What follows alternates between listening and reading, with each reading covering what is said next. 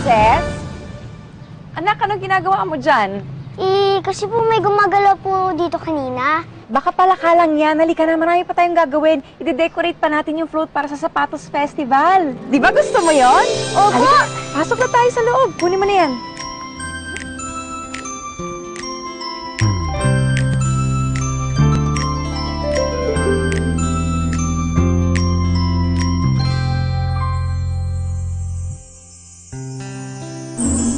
Uy, Elpino!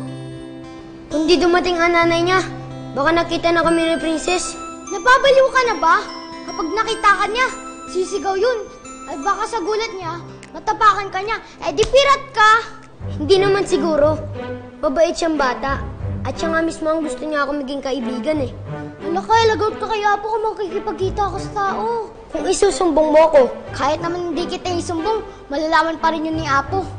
Kasi malakas ang pakiramdam niya sa mga duwendeng pasaway.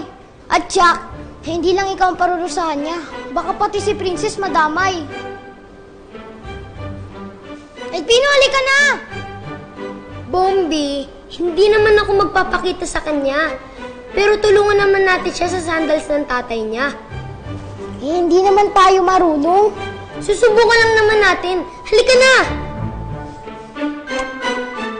Tara na, tulungan na natin si Princess sa sandals ng tatay niya. Umuwi na lang tayo, baka mapagalitan tayo ni Apo. May tao!